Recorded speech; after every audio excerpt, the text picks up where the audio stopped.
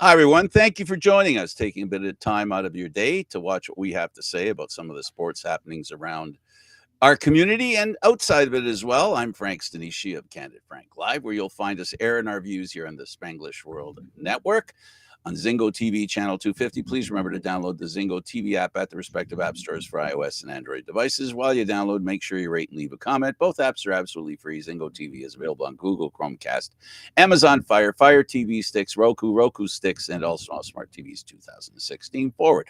Now joining me on Candid Frank Live, as usual, Aaron William Freeland. We also have an additional guest in David Morassutti, who does the CFL show with me.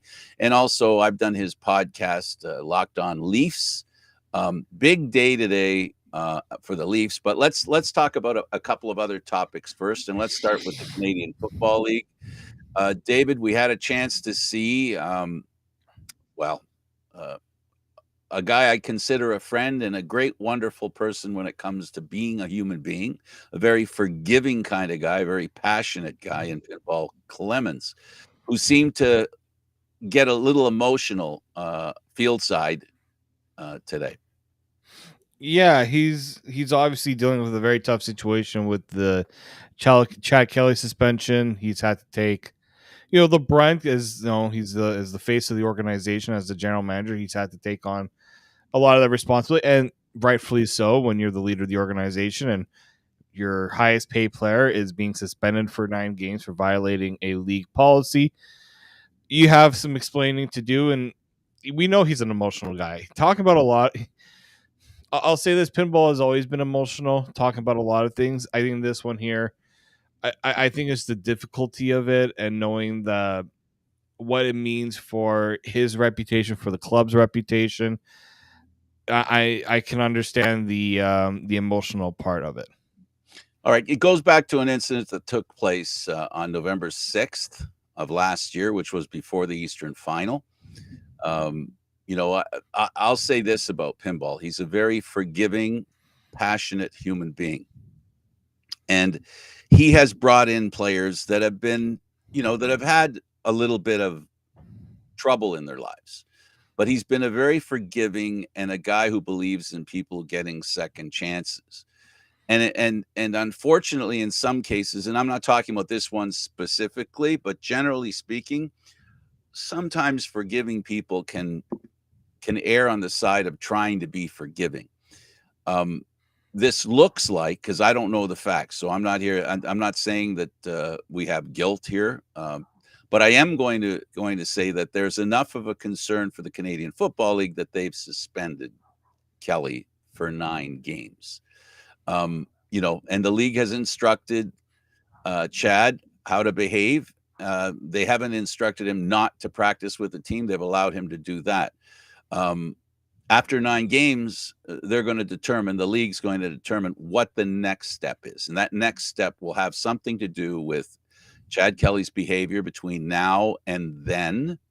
And so I guess that's where it's going to end up. Aaron, look, you go to the games just as we do. You're a Toronto fan. You love the team. You enjoy watching the success that it has. From your perspective, what do you think of this situation? Well, there are a lot of conflicting viewpoints on this. There was an 87-page report that was submitted to the CFL. The CFL evidently felt that there was enough actionable information in there that they felt that a 9-game suspension, a minimum 9-game suspension, because they haven't actually put a firm cap on it. He will be suspended for at least 9 games. Also comes with, I believe, counseling and mandatory training that he has to go through. There are a lot of different schools of thought on this. Some people, when hearing that he violated the league's gender-based violence policy, say, well, he didn't hit her. How is that violence? Completely forgetting the fact that violence doesn't have to be physical. There are other people who are saying, oh, well, I haven't seen the report. I'm not going to believe it. It's going to be another he said, she said situation. And there are individuals like myself who say, look, we may never see the content of that report. The fact of the matter is, if this continues to court, we may never know exactly what are in those documents, especially if that 87 pages is used as evidence for a court case. Suffice it to say, I CFL. I don't think they would deliberately try to place employees in harm's way. I also don't think that they're the type of organization to sweep things under the rug. So, if they see fit to suspend Mr. Kelly, um, and based on the issues that he had at Clemson and Ole Miss and in Denver and in running onto the football field to fight somebody that hit his brother late at his high school alma mater, there is reasons here to believe that what's in the report is probably true. So allowing this time for the team to allow him to get practice reps, that's fine. But if it's in compliance with what the league has said he can and can't do, I'm okay with that. So, waiting at this point in time until his 9 games is up, and we'll see where he's at from there. And depending on what the decision that comes down from Ambrosie and the rest of the CFL brass is, we'll proceed from there. Every time we have conversations like this, David, I always have to insert this part. And the part is that we have to understand what was done, and the punishment should be reflected in the action or behavior. Because the word assault, there's a lot of things that can fit under it. And all those things are of different, illegal nature, right? So I just want to qualify that as well. So what we're assuming here is that he's done something wrong. We really don't know quite yet, do we? What exactly he did wrong. We can talk about rumors here, but we don't want to do that. Yeah, and TSN's Dave Naylor put out a story that I guess he got a copy of that report or found a way to get details of the report, and that 3 of the 6 allegations that the coach was alleging, the investigation was able to authenticate or at least corroborate, I should say, right? And so obviously this is a situation that, again, you have to be very careful with the details. And what are the 3 that he's reporting? Can we talk about the 3 that yeah, so the 3 yeah, so again, there's a lot of information in there, but the one specific one was the harassing behavior. So I'll try to read it off, basically off of, because it's always hard to summarize exactly. I'm not going to read you the whole article, but so the first one definitely able to corroborate was that he made was the sexual harassment part. Did make persistent advances, okay, which in the Ontario Occupational Health and Safety Act is defined as sexual harassment. So he did make. Apparently, there was copies of text messages that the investigation was able to get, where Kelly invites her to a hotel room when they were in Hamilton. Apparently, he also asked her over to his place, and another one where she tells another Argo reporter that he's been persistently sending invitations of of the romantic type, as she has claimed. That was one. There was an aggressive act towards her during a team breakfast where he yelled derogatory terms at the former coach. And then the other one, I am trying.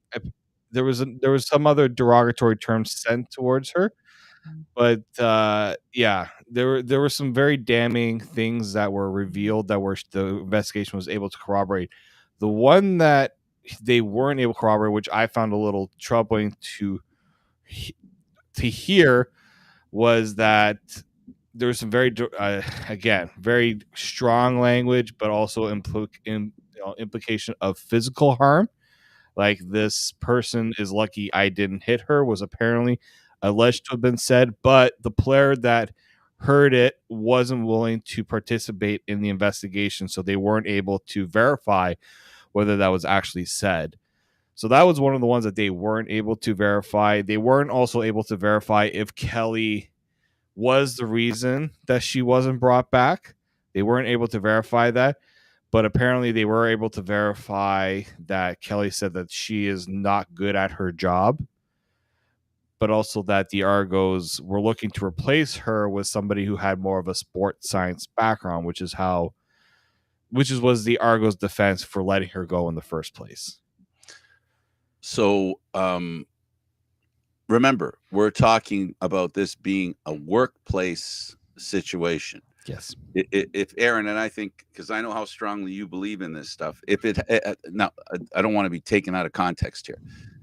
It's a different scenario if this happens outside of the workplace. All I'm saying is, before my head gets bitten off, is that in the workplace, relationships aren't necessarily forbidden, but they're discouraged for obvious reasons. A. B. The relationship between the two, if there is a power position as opposed to a subversive, that's not subversive, submissive. Submissive. Very Sorry, guys. Position, and that's where at work it gets like that. If this was a private situation where a guy texts somebody, says, "Do you want to go out?" and that, I'm not saying there's an excuse for that.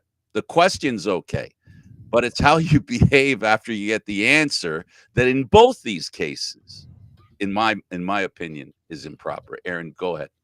Well, I was going to say, there's a reason why they call it a professional space. It's because you're supposed to behave professionally. And by that, I mean the interactions that you have with your coworkers are strictly of a business and work related nature. Um, Also, it's important to remember that the word no, in and of itself, is a complete sentence. Nothing more needs to be said, nothing less needs to be said. Those two letters combined complete a sentence. So if he has been repeatedly propositioning her, both during work hours and after work hours, as well as making derogatory comments, that definitely falls under the umbrella of harassment. It's something that you shouldn't be doing, and you ought to know better.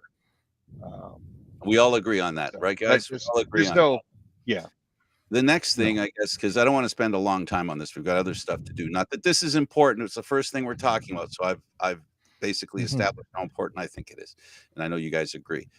So the next thing is, how does the PA fit in? You know, because now we got a situation here where we have a workplace incident that happens in a league where you have the owners are represented by the head office, right? And then you have the players association. Uh, this is going to be an interesting dance in that regard as well. I don't. What do you think? Does that create a situation, David? I think so. There's a lot of issue. I mean, I can understand the Argos position and all this because people are saying, well, why isn't Chad Kelly gone? There's a reason Chad Kelly isn't gone, and it comes to the fact that he was paid a huge chunk of money in January. Actually, the contract was reworked in January. Part of that to make room for the salary cap. And when you do convert that money into the signing bonus, it leaves you in a tough position where if you let him go, you're not getting that money back, and you can't go and spend that money elsewhere, unless the CFL gives the Argos a loophole where they can not claim that money, right? But that's not going to happen. And the other thing people need to also realize here is that Kelly still has rights under the CBA negotiated by the players. So when people were talking about why is he at practice, that was negotiated into the CBA that even suspended players, no matter what type of suspension that they're dealing with, are allowed to be at facilities. Not like the NFL, where they can actually tell a team this player cannot be back in a facility by X time. So that's also an important distinction too, right? And so Argos Argos could have obviously suspended Kelly themselves and say They still can. They still can. they still can't, and they still can do that. But I think the team realizes now there was probably a bit of a faux pas to having him out there so early and so fresh through this ordeal. Maybe it would have been better if they just, you know what, let's keep you away from this for the time being. Let's not make this more of a story than it has become, and rightfully so. It's become a big story. It is a big story, but let's not further dig a deeper hole into this. But the team, I think, they also have a legal situation they have to deal with on top of it. Now they're going to be paying up money. They're not getting away with it. That's for fact. But every time they do an action, there's going to be a reaction. And that lawsuit is, and they're being advised by their legal team. Right. Like, I don't think people need to, like, fans are probably really upset, but don't think the team isn't doing anything without some sort of league backing or legal backing. in this. They're going through all the proper channels. Okay, we heard Pinball actually talk about a woman. The name is escaping right now, who works kind of in their council HR department, that is giving them the proper way to navigate the HR perspective. Every big company. It's like a workplace. It's a workplace situation. They have. That's. They're not going rogue in all this. I'll say that. No, and Pinball clearly said that we're going to do what the league says. And the other thing I'd like to interject in what you're saying, David, also the information that that was gathered went past Pinball to their legal department. Pinball's really, it didn't sound like he was aware of exactly what was going on. So he's kind of in the situation where somebody, it's it goes beyond his scope of work, right? So he's really negotiating in the middle here.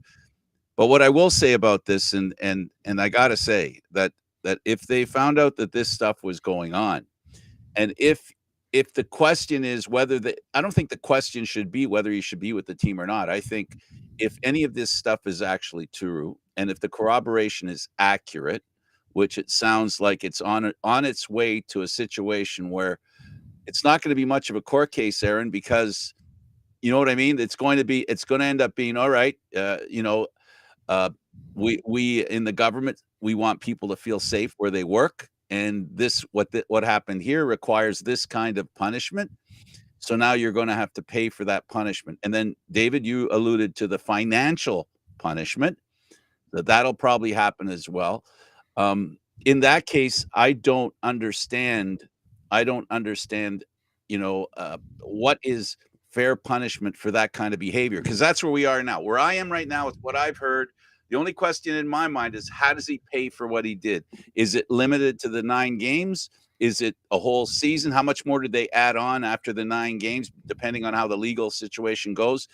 Does he end up basically being told, sorry, dude, we just can't have people like you in the Canadian Football League? It could go as far as that. And you know what?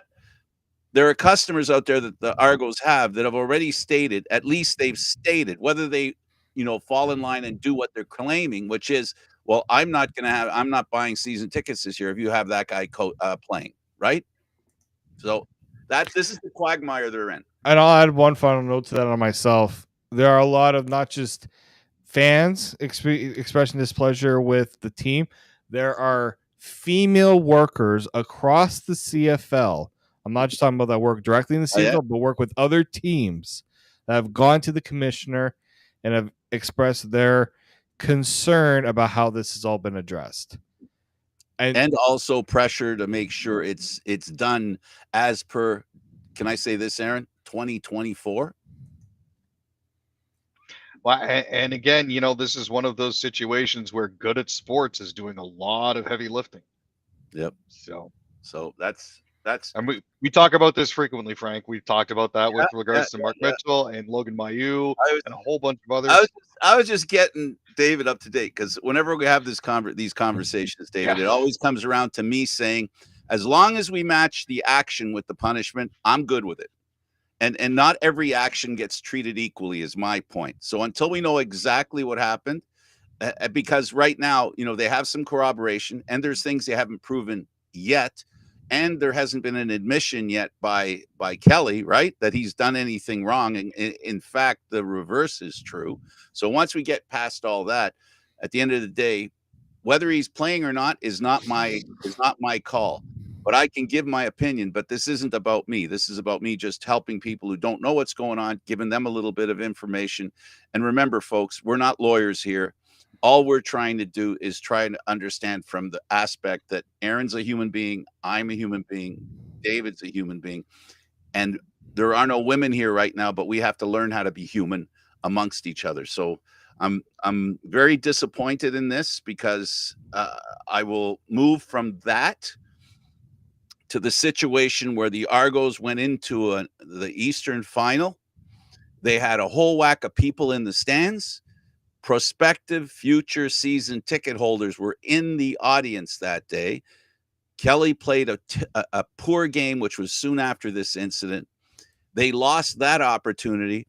And now with him in the lineup, there's people that aren't happy with him. I'm just trying to lay some groundwork here, folks. This is my opinion. I have no rights to say anything here. This is just my opinion. He was the quarterback. They lost that game. They lost that opportunity.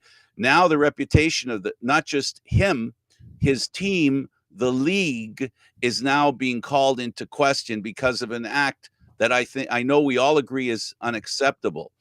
To my final point on this, the last thing I want to say is I don't know that I don't know how the Argos come out of this and bring back the loss was bad enough, not as bad as what we're hearing now. Please, I'm not comparing the two, but I'm just saying, as a business situation, the Argos were dealt that loss, which hurt their business plan, and they're saying helping any other. There really has to be a remaking of the image of the Toronto Argonauts, regardless of how this ends up. It's a long road ahead. It Yeah. is a very long road ahead. And it's too bad because this team doesn't, I have all these logos behind me because I'm a person who loves the Canadian Football League, and the rest of those teams are getting tainted by this situation. So there has to be an honest, true, fair execution of a not cleaning up this situation. That term doesn't even work for me. If somebody has a better way, undoing the damage that was done in a sincere way. It has to be done because this is about, I'm going to call it our game, guys. The Canadian Football League is our game, and our game has a situation that we need to take care of because we want it to be as popular as possible. And this is deeper than just what happened. It not deeper, but it's wider. It impacts on a wider level. Yeah. No, it certainly does. Okay, last remark to you, Aaron. That's it. Just a thumbs up. It's a situation. Honestly, there's a long road ahead. There's a lot of work to be done by a lot of different parties.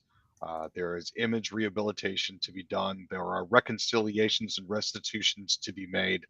And if you're an Argos fan, it's a long, long road ahead of us. There was word that the Argonauts might have been going after Nathan Rourke, but I believe he's been picked up off waivers for another NFL team, so he's out of the picture.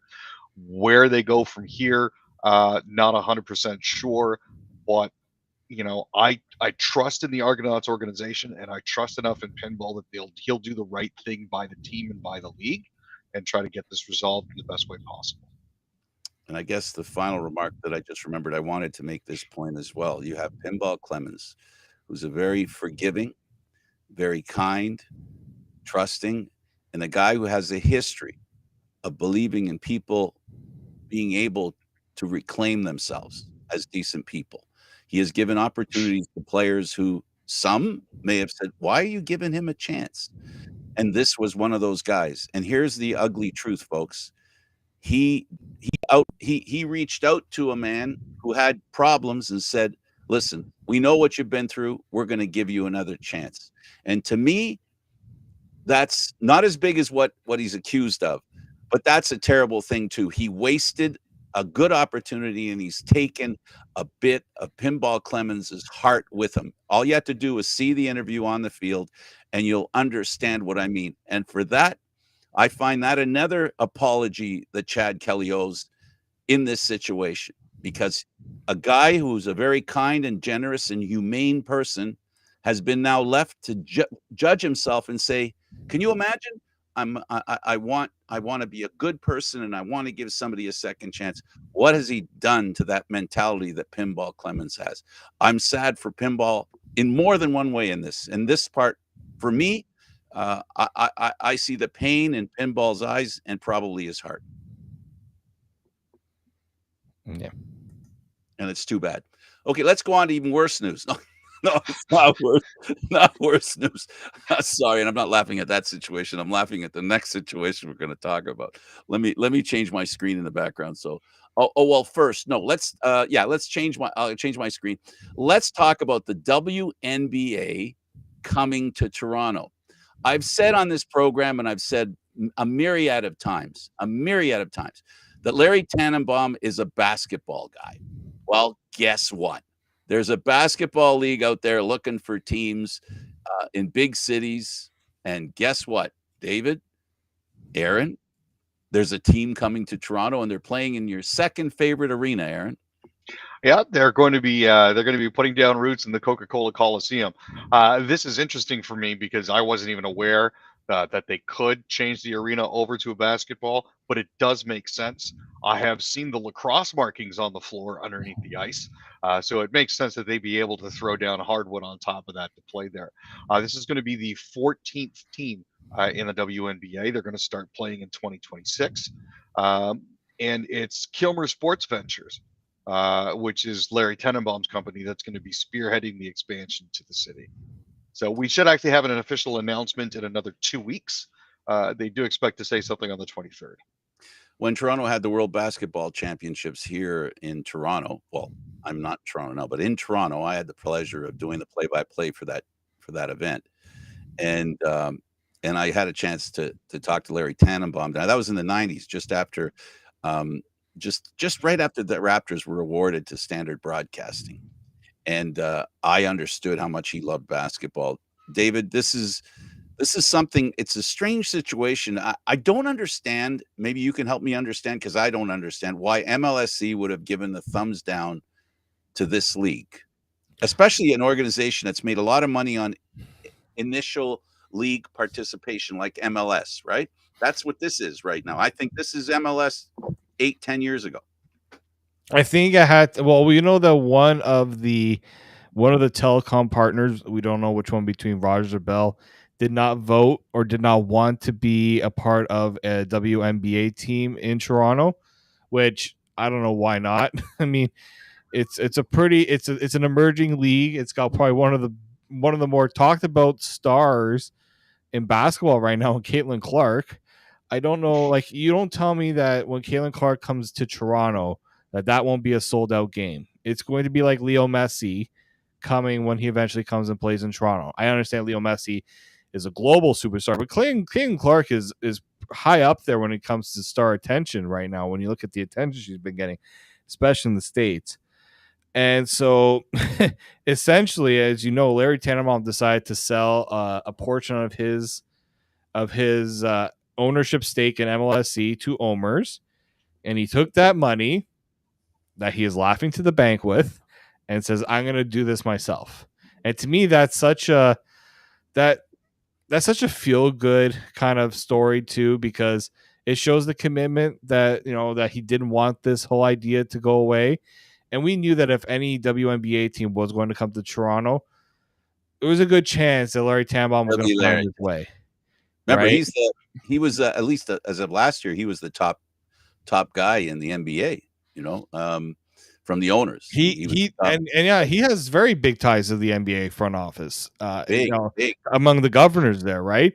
So he's very much entrenched in all this, and so it's great because, again, as Aaron says, like, MLSE is going to, I don't know, I believe they operate Coca-Cola Coliseum. You could probably speak more to that, but they're going to be happy because they'll still get some revenue from that. I don't know if they're going to give Larry a break on leasing that space for WNBA games, but it's good because that's a pretty decent venue right now. It's being used for the PWHL playoffs, which is good because the Marlies are not in the playoffs anymore.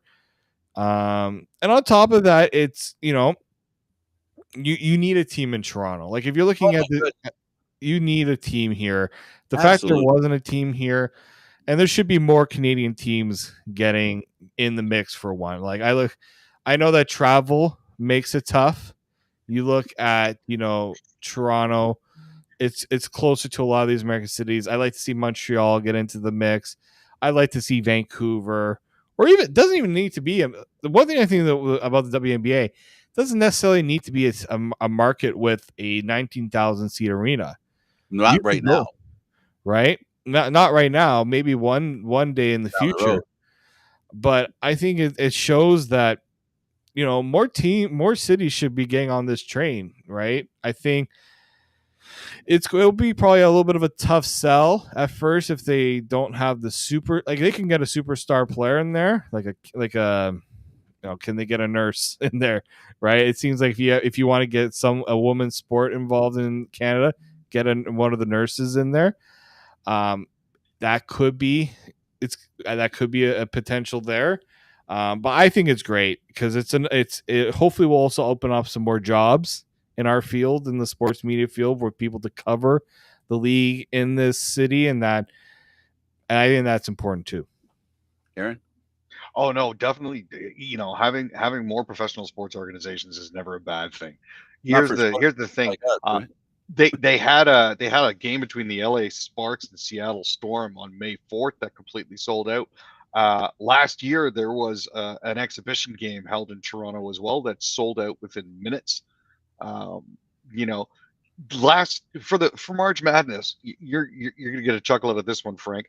The price for the women's final was $11,000 on average US, which was twice as much as tickets were going for the men's finals, which just shows you. And they outdrew on television, as well. And there's a demand for this, and if MLSE doesn't get in on it and Larry Tenenbaum is the sole benefactor, then bully for him and boo to Maple Leaf Sports and Entertainment for not realizing you can make more bank this way.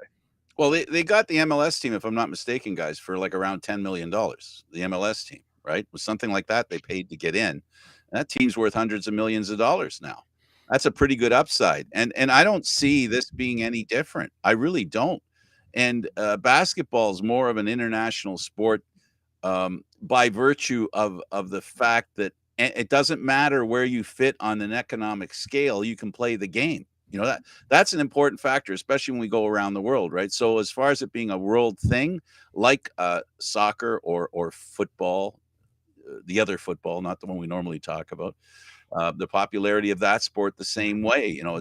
I don't understand. I would love to know why it was rejected, because maybe there's a logical reason for it. I don't know what it is. I mean, David, do you know why they said no? What about it was a bad idea? I don't get it. I wish I could tell you. I honestly wish I could tell you. I didn't get anything concrete as to why the league why MLSE didn't vote for it.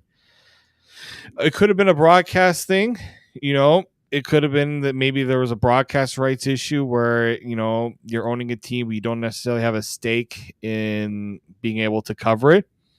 That could have been potentially it, although, I mean, the Argos are a part of this, and Sportsnet doesn't have the rights to it. So that kind of defeats my argument. Let's scratch that one.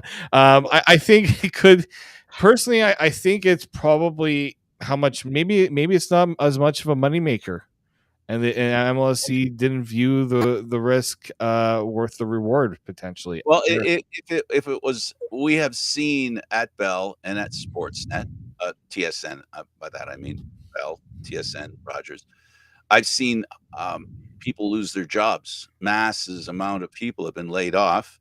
It could be a money thing. It could be, they just can't do it right now. One of them can't do it right now. Can't make that investment. I just don't see how big an investment it would be when you don't have to build an arena. The arena's there. The salaries to the players is not that significant. I'll say in a negative way. There it's not. So, and it is really seriously getting in on the ground floor. It can exponentially. This can compete. If we look at U.S. college men's and women's basketball. Men's basketball, the NBA makes a pretty penny. So, even if the women only after 5 years arrive, let's say it's 60% or 50% of what the NBA draws, you can't tell me that franchise is going to be worth a heck of a lot of more money. So I don't understand it. Mm-hmm. I don't get it. So I remember reading a report that I believe it was Rogers that voted against having it. So everyone else was for it, but Rogers was. So I can't confirm. I that's just my inkling, but yeah, that'll be interesting. One question I have for you guys: a team name. I would be so on board with the Toronto Huskies. The Raptors have used the Huskies uniforms in the past, and I love them. I think that would be a perfect thing for the WNBA team to have. Yeah, it would be. I'm having thoughts I don't want to share right now because I'm not sure. I'm not sure of it would be taken the right way. I'd be worried about anyway. I'd be worried about some stuff that I know I shouldn't worry about. Aaron, you wanna camp on that one? Honestly, Toronto Huskies, I think, would be a great tribute to some of the original Toronto basketball teams. As for the colors, I'm not sure if they could go with that. The other question really here, though, is would they be able to get access to the rights for the name? Yeah, that's a That's good question. I'm wondering because it's so long ago, there isn't unless somebody already has a name, and that is something, right, David, that would stop them from using it if somebody already has it, and it'd be too Yeah, I much. mean, I'm assuming the Raptors must have the Huskies. They would have like the WNBA team. I mean, look, Larry could just be like, "Hey, let us have it." Like it's part of my umbrella, right? Yeah, But I think that'd be such an easy one because there's already ties to the city with that. But you know, there's it no is. guarantees. All right, let's move over to like it shows on my screen. Let's talk about that team. Oh yeah. Before we talk about that team, let's talk about one of the core four who has made a decision to go play in the World Championships. Aaron, you first. What do you think of that movement? Do you have any ideas about his motivation? Well, I mean, this is going to be the fourth time that JT is going to be playing for Canada at the World Championships. Of important note, however, is it's going to be his first time playing for Team Canada since 2012.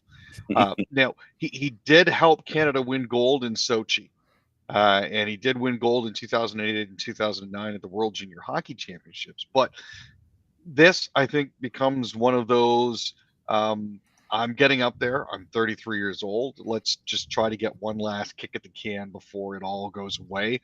I'm still making $11 million. I don't necessarily want to jeopardize that with the Leafs, but at the same time, it's a great opportunity for him to represent Canada for one last time before his career is pretty much done. And I think it'll be also a palate cleanser for him, David, and he can get away from the nightmare that is the Toronto Maple Leaf discussion that's going on and will be going on for the next few weeks and actually through the summer as well, right? It's going to be a real zoo here. It's an opportunity for him to get away, and I'm sure he could bring his family with him, and they can go on a little vacay and avoid this. That's that, in my opinion. That's my opinion. I think for him, usually he wouldn't go because get your chance to get your off season started, but maybe this is an opportunity for John Tavares to show that he could still play hockey later in May and potentially June, right? I do think that it came a little bit of a surprise. I'm not going to lie, because you always get worried that an injury will then postpone or delay your preparations for the off season and getting ready for the next season. But it makes sense for John Torres because guess what? It's also a contract year. And playing in that style of tournament, I do think that you look at, what it did for William Nylander, right? Exactly. When he went there, we talked about this before we came on air, right? Like, and I talked to Aaron about it when it was happening. Remember, Aaron, how he really showed he was a physical strength in that he was very physical. But go ahead, David. But the thing is, for him is this will be a chance to showcase himself, not just to the maybe teams if the Leafs decide maybe at the end of the year they don't want to bring him back, or there's a not no.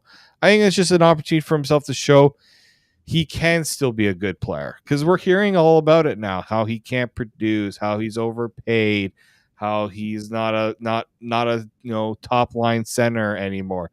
If he wants to show that he can still do a lot of those things, lead Canada to a world championship, right, and also play for another team, maybe as sort of a dress rehearsal. Yeah. Well, it's certainly an opportunity for him to showcase his skills. Don't get me wrong. A lot of people have been saying that he's lost a step, even though he's continued to work with skating coach Elizabeth Manley during the off season to improve his stride. The great news is he's announcing this, and he's been added to the team just in time to fly to Prague for Canada to play against Britain on Saturday. Canada is also scheduled to face Denmark, Austria, Norway, Finland, Switzerland, and host Czechia in the preliminary round. So that's 1, 2, 3, 4, 5, 6, 7 games. Plus, then the medal round starts, and that whole tournament is going to be wrapping up on May 26th. Had the Leafs made it to the second round, obviously John wouldn't have been available. But seeing as he now is, I personally think it's a great opportunity for him. It's a good way to wind down after the pressures from the Maple Leaf season and focus on summer. Absolutely. Final comments on that? Yeah, I mean, it'll give me a reason to watch the World Championships. I'm not I do tend to, I'll watch it kind of sparingly, casually. Now I'll be looking to see what JT can do. Absolutely. Well, you do your Locked On Leafs thing, so you better be keeping track of what's going on. All right, let's move over from Tavares to his coach. First of all, I guess we'll start. Was it just basic? I joke about it was one of these situations where the new CEO president comes in and he says, "Brendan, any reason why I shouldn't fire you?" Well, I don't know. I think there's other problems down the road. And they went to the GM and said, the GM said, well, Shanahan said to Trey Living, I'm thinking of firing you. Do you have any other ideas? What about that guy over there? So I went down to the coach. Coach looked around. There was nobody for him to point to. So he was kind of the odd man out. I joke, but in actuality, guys, that's exactly what happened. He was the odd man out. He was the least new guy involved in a team that for the past 8 years, in 7 playoff series, they lost all 6, right? And they haven't proven to be the kind of team that's reflective of the greatness with which some of the players think they are. They're even thought of as godlike, apparently. So he paid the price. It's easy to criticize the coach. I know here we have different opinions. I've bounced back and forth from not really thinking Keefe's the guy to thinking he's the guy, and maybe he doesn't have the players to play the kind of hockey necessary. Is more, and I've come to a hybrid situation where I think he just was the wrong guy at the wrong time, or the right guy at the wrong time. I'll say it that way. He was the right guy, but at the wrong time. He had too many seasons where he didn't have the kind of players that it took to win in the playoffs. How about you, David? So for me, the big issue with Sheldon Keefe was it got stale. It got stale where it was kind of the same issues. Like I think I look back at that Amazon documentary, a couple of the clips that have been thrown out on social media, and like he knew what the Leafs issues were. We saw it, we heard it. Yeah, Babcock knew what they were. Guess what? It's up to the coach to either fix it or to tell management this is what needs to be changed if we want to win. And if management is clearly wants to keep the coach around and make the coach a big part of the organization, got to support the coach. That didn't happen, right?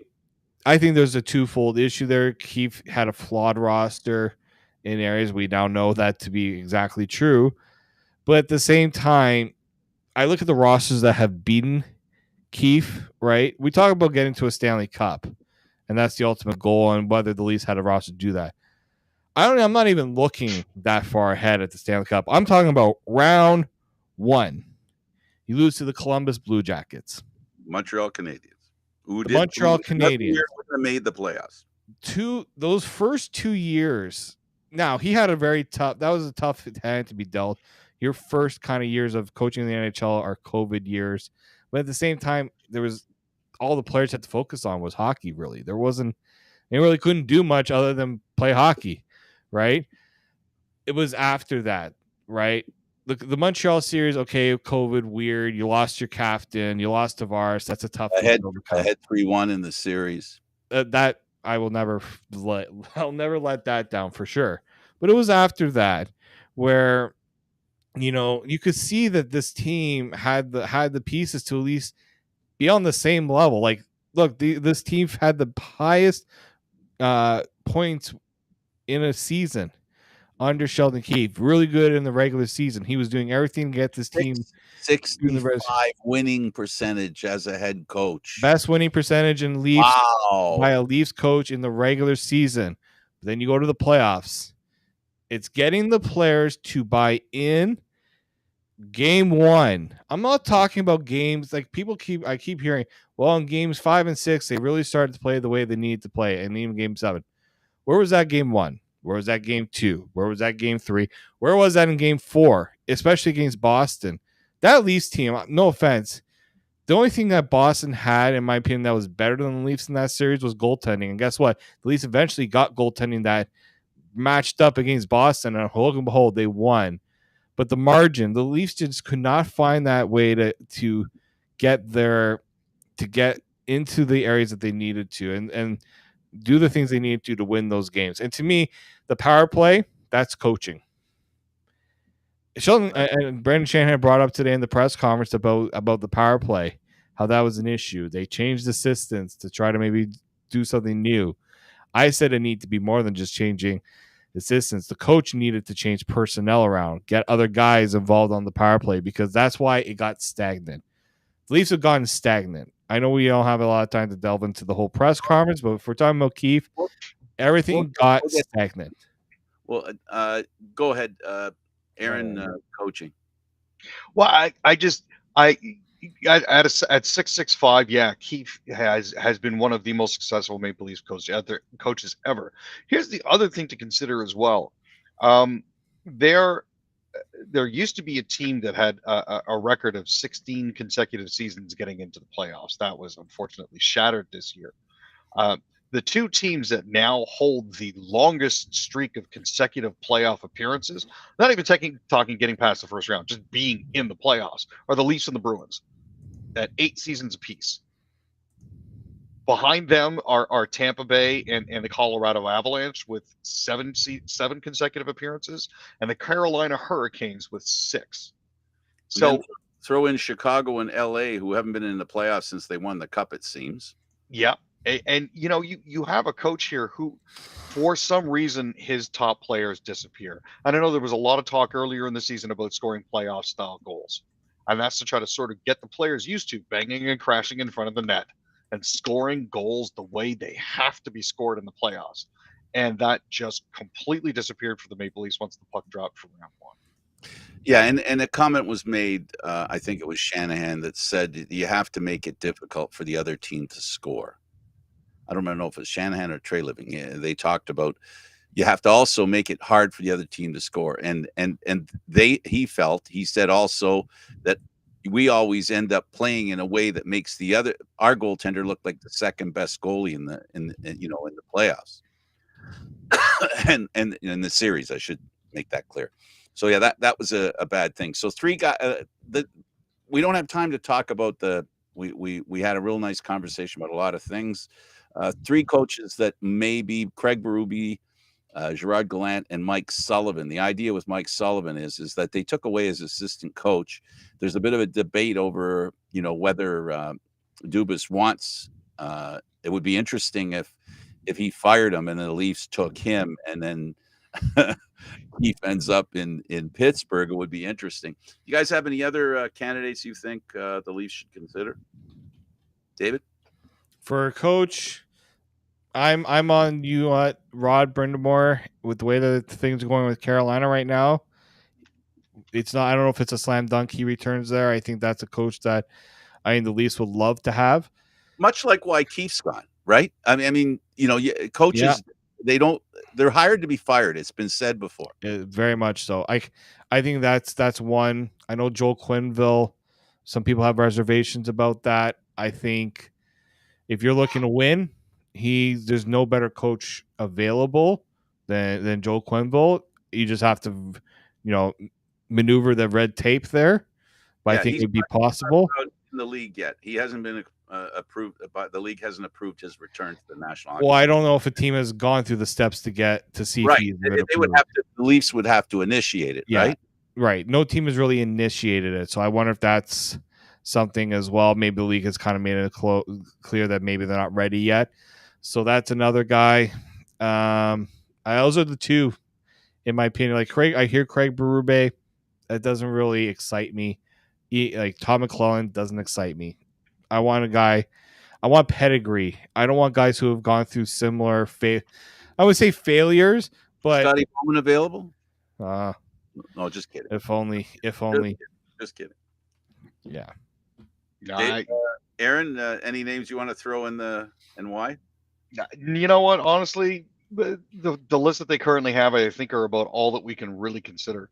I mean, Bruce Cassidy would be a nice get. Barry Trotz would be a nice get. But again, it's guys that are kind of happy where they are, or in some cases, like the case of Rick Bowness, dude, I'm just going to let him retire. We're not going to try to get him back. There's a reason these sorts of things happen. But yeah, no, the coaches that we've listed there, it's probably going to be Berube, but Brind'Amour would be nice. Just a couple of things. Just because we only have a minute or two, we have probably less than a minute or two, but I would like to say that what I heard in the press conference today was basically teamwork, chemistry, a group of people that are willing to work together, and value, that every player on the team needs to have value.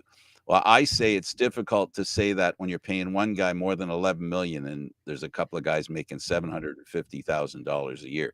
And I heard between the lines, guys, and you can agree or disagree, that I see the core four being broken up. And I heard it wasn't said outwardly, obviously, but by saying we're open to doing that, it's because they know they got to do it. It isn't a question if they want to break up the four. They may have to, because those other contracts are kicking in. What are you going to do? Field 5 guys in a game, in a National Hockey League game? Yeah, no, I think changes are coming. I think jobs are on the line if they don't make changes. There's going to be a decision made, and if they go with that first pick, and if they go with Craig Berube, he's a tough guy. He's not going to put up with some of the stuff that the way Leaf players play. That's true. And he doesn't play favorites. He may be the tonic they need, Aaron. Well, you know what? The rebound bounce is something that's almost immediately apparent as soon as teams switch coaches. So yeah, who knows? I mean, they may change it all up, and they may go out and win the cup next year. Will that be all because of the coach, or will it be because they changed things? We may never know. Well, they might have had a better finish if they hadn't had some bad luck. But you know what? They had a lot of luck early in this core four era at the beginning. They've had a little more bad luck as they've gone on. And but you know what? So are other teams. You're not going to cancel the playoffs because the team has injuries. They're going to play right through that. It is what it is. Mm-hmm. David, I really thank you for doing this. I know you're really busy, and it's been a busy couple of days for you. A lot going on. Aaron, thanks for putting all the stuff together, and thanks for doing this all the time. You're a great partner to do this with. Thanks, I really appreciate you, buddy. I appreciate you too, Frank. Thank you. All right. For David Morassutti and Aaron William Freeland, I'm Candid Frank Stanisci. Thank you for watching our program today here on the Spanglish Radio Network. If you want to tune in to replay of this, you can check it out at Candid Frank Stanisci on YouTube, 10:30. Talk to you soon, everybody. Have a great time. Enjoy your weekend.